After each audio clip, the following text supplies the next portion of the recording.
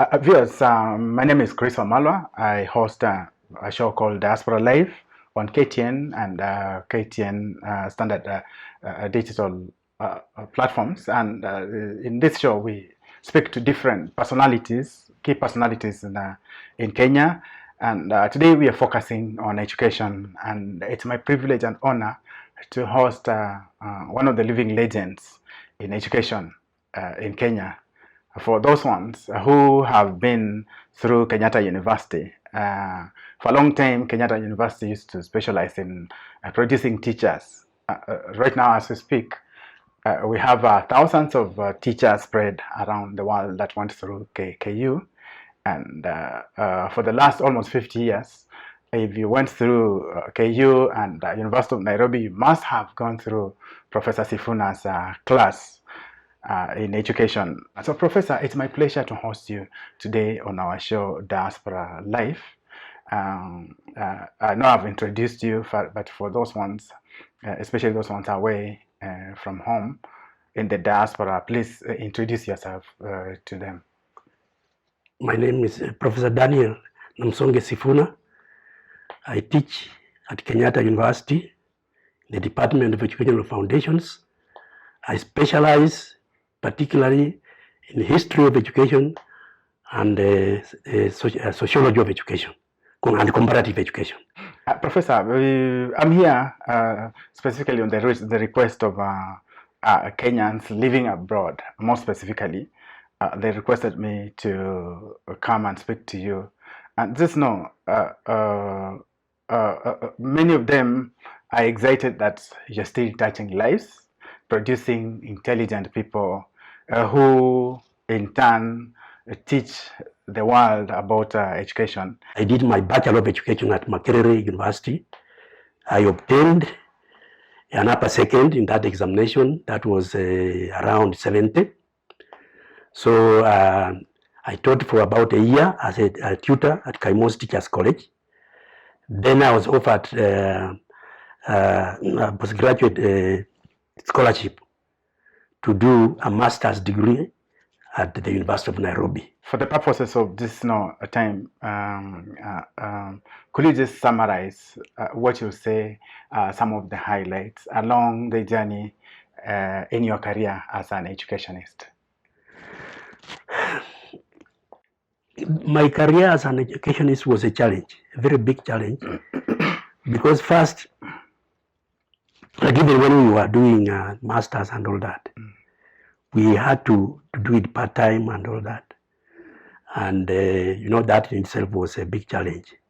One thing that really inspired me in particular, Makerere used to encourage public speeches where they invited outside speakers to come and address students, especially in the evening because the classes would not be there. They addressed them. And the most interesting thing was that they always brought in very critical mind. So Makerere had that kind of that opportunity where you saw mind grind against mind. Yes. In intellectual work. Yeah. It gave us the impression that, of course, nobody has a monopoly of knowledge. Knowledge is there and is very controversial. You get people having particular views on an issue and others having different views. Coming to Nairobi, when now we are doing my master's, again we go through that. You see very critical minds. You hold seminar papers, and papers are discussed. Nobody spares anybody, even if you are a professor. Occasionally you will find colleagues, they will tell you, they hold your paper as if they are holding that. Said, you have really wasted our time. There is nothing in this paper. You have merely repeated what we already know.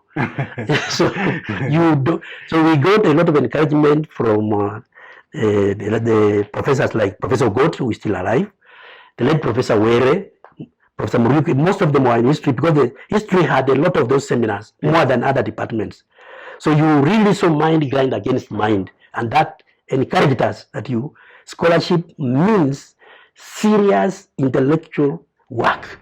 We'll take a short commercial break. We come back and talk about that, because one of the reasons why we are doing this is we want to celebrate our heroes when they're still alive, not when they're dead. So viewers, we are coming back to continue this discussion with Professor Sifuna Namusonge, a legend in the education department at Kenyatta University.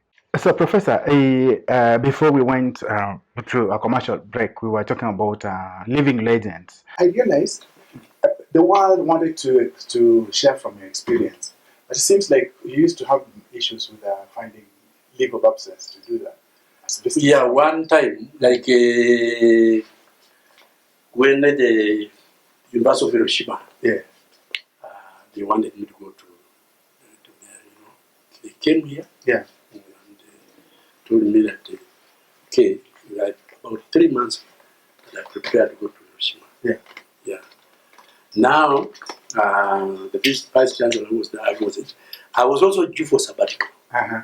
So the vice chancellor who was there by then said no. I said, my goodness. Nobody can control me up to my house. These people have come all the way from Hiroshima. Yeah. They're telling me they are offering me a scholarship, payable, everything paid for. Yeah. Yeah, my accommodation I'll have and everything. I go to Japan for 6 months.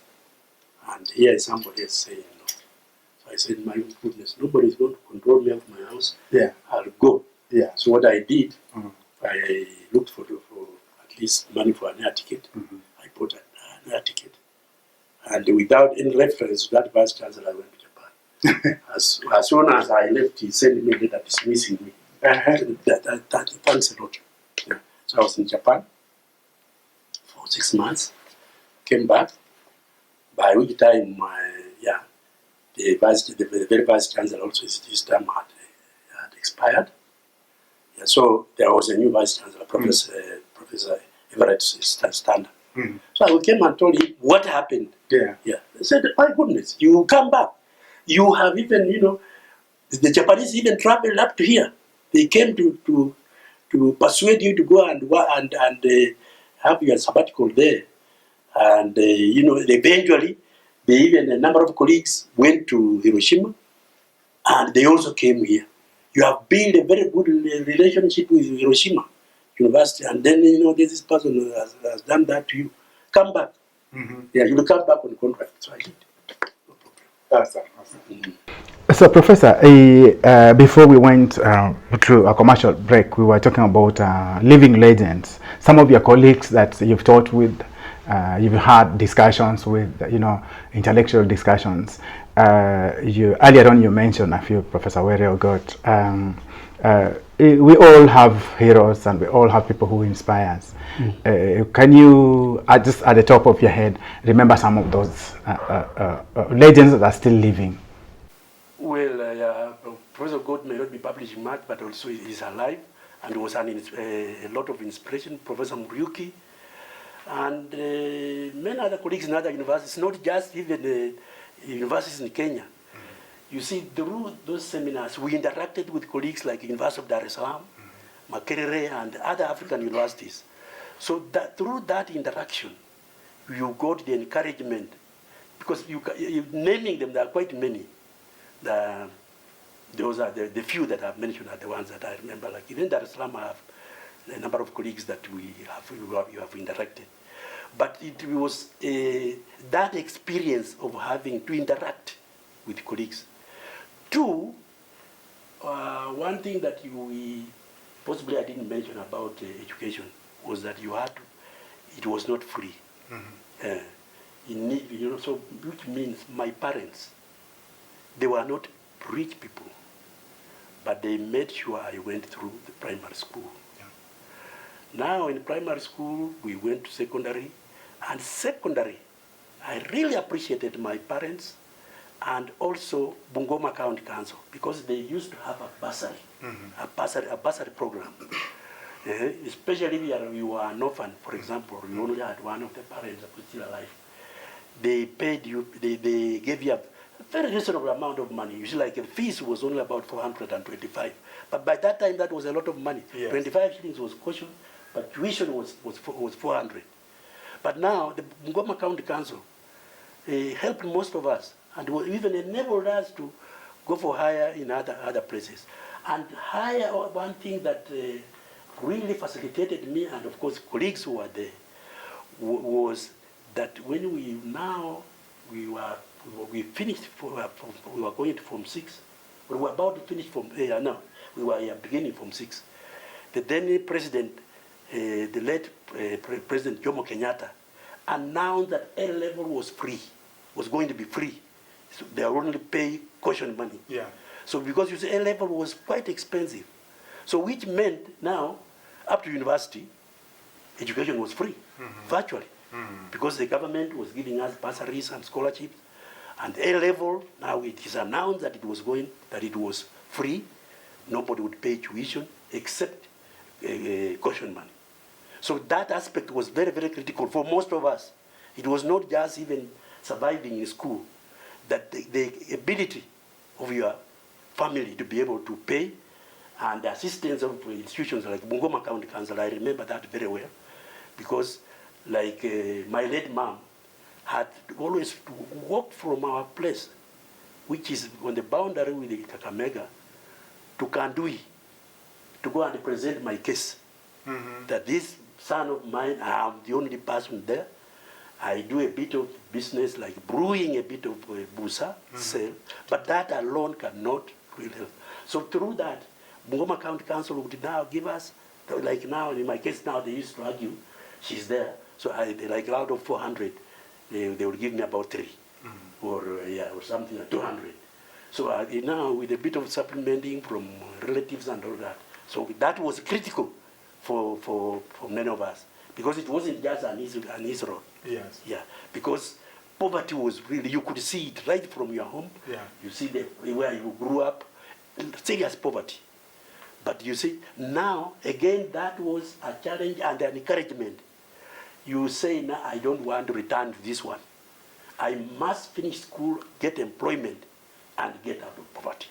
Now, academic outreach, practically, you see, again, because of the scholarship, Yeah.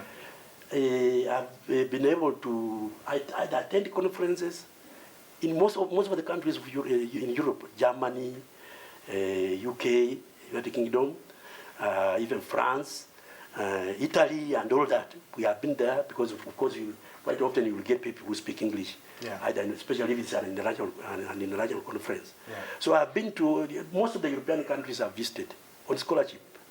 Either you are going there for a conference or something of that kind. Yeah. Yeah, or a short visit to interact with colleagues. Yeah. So practically most of the European countries I've visited, most of them, possibly not Austria, but otherwise they're Italy, all that, even Spain, Germany, France, as I've said, I've been to those ones. Yeah. Yeah, and then of course the US and Canada, then Japan. Japan was one of the most interesting experiences because I was able to apply for a sabbatical leave. And they offered me a fellowship to go to the University of Hiroshima. They even came personally to interview me here in Kenyatta University before offering me, that was about 79 there. So I was in Japan for 6 months at Hiroshima University. And the Japanese, of course, you have the big challenge of they speak the Japanese, but they still find people who speak English. So, but they had a lot of resources enabling me to travel to other parts of Japan, interacting and all of that. So I think parts of the world, other than perhaps Australia, is the only continent that I have not stepped in. But my daughter is studying there and she's still there. She's still in She's still there in Australia. But otherwise, most of the countries have had the opportunity to go to. Leadership, occasionally you can find a new leadership which feels like it wants a change somewhere. Let's even take, for example, the 844. 844, yes, luckily with 844, there was a commission report, which McKay, chaired and all that.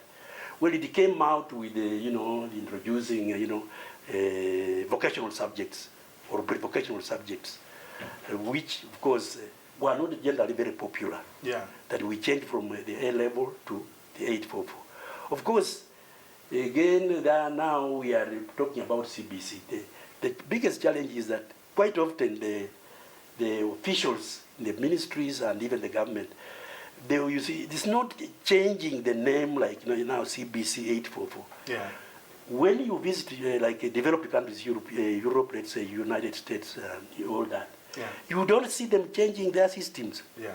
In fact, there's the interest, and that's where we really need to go. It is not so much about the name 844 CBC. It's what do you have the resources? Have you given the schools sufficient resources? You say like now if you go to CBC, they are still, dealing with some things. Some books are under publication. They have not, that they have not reviewed them, adequately reviewing them before they publish them. Because you see, why the developed countries they do much better, they are not keen on names, CBC 844, but the content, and are you providing enough teachers and enough resources? And because that's what makes children learn. It's not that, this one, at the end of the day, there is no major difference between CBC and 844, and even what was there, like the A level that you went through. I mean, it was not. It is what the resources, are they there? That's a question mark. So in conclusion, Professor, two questions. You've touched so many lives in terms of education, lives that have gone on to touch many. I was at Yale University some time back, and I went to the Department of Swahili, and I met a colleague of mine, Professor Wanjohi, who now heads the Department of Swahili and Foreign Languages at Yale University. And that was just one. There are many, many, many Kenyans who are teaching abroad who went through your class. But here we are now, so many years later, and on this project, what would you say to the people that you've raised who now live far-flung places, watching you right now as we speak on this show? Chris, one thing that surprised me recently from those people you're talking about, not just locally Kenyans, but even those ones, diaspora and all that, when they heard that they had retired, they collected money, a sizable amount of money. Out of the blue, they sent it to me. Over 300,000 shillings. Imagine. Even the person who was given to send, she told me, well, she was once in my class and all that. So, that in itself, that they can be able to do that. Why I'm saying that is that, well, they may have done to a few other colleagues, but not many. So I didn't know that I had had such an impact on them. That they are able to do that, just, give me an honorable present, just to say thank you.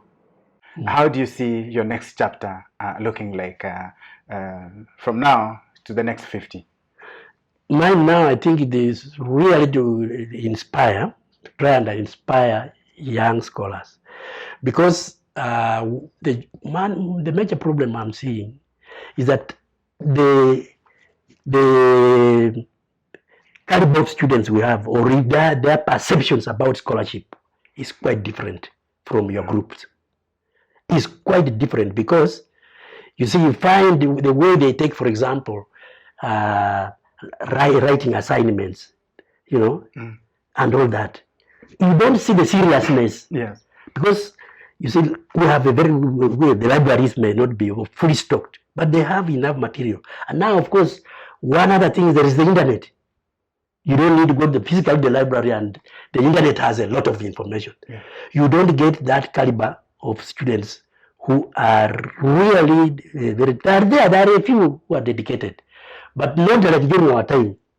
Those hours, the classes were small, but the thing was that you just realize that you either make or break. And of course, no, again, Professor, you've been in this sector for long. Recently, we've had a wave of anti-schooling, students banning their schools. In your view, what's the cause behind that? See, well, it can't be one cause. I think there's a lot of, even the management of those schools is a major problem. Because you see, during, for example, our time, possibly the teachers could dictate and say, this is what is going to happen, and our word is final. Yeah. You can't do that anymore. You can't go there and tell them, this is going to happen or no. Yeah. You have to persuade them, interact with them, and tell them the beauty of possibly taking these things seriously or something like that, or this and that. But you see, the kind, when you go to some of the schools, even the management around, you don't have to stay there the whole day to know that the management here can be a big challenge. Yeah, the way the teachers are treating those students, you see, they feel, a little belittled and all that. So and usually the reaction, they have the reaction also, because you see, also you have got to know that the parenting is quite slightly different now than what it was during our time. Yeah. The parenting is quite different. So you are, the parenting was something that you realized what was ahead of you, and what the consequences, and what you are expected to do. Yeah. Yeah. But that one we can't go that way, because these kids, they have a lot of other influences which you cannot really stop them from experiencing. But during our time, it was this way. It was either this or that. You can't be that. I will have both of them. No. Viewers, I've been talking to one of the living legends in the education sector in Kenya, a man who has touched so many lives, who has produced many teachers, not just in Kenya, but from around the world. And we do this because we believe in celebrating our living heroes. And that's why we are speaking to Professor Daniel Namusonge Sifuna. This project is, of course, very, very key and keen, has a keen interest, especially for those Kenyan teachers who went through KU and now who live away from home. Just to put you in touch with one of your teachers, one of your legends. He's still alive. And like he says, he's very grateful that you people can remember him. So, Professor, it's been my pleasure speaking with you 35, 40 years ago again. Welcome. And I wish you the very best. Welcome, I wish you the most productive next 50 years. Thank you. Of your next chapter. Thank God for that. Yeah. I'll come back 50 years again to do this again. Hopefully you have better. You will. You look even younger than me. I was in your class some 30 plus years ago. So that brings us the end to our show, Diaspora Life. And you can watch this show, of course, on our podcast on our standard digital platforms.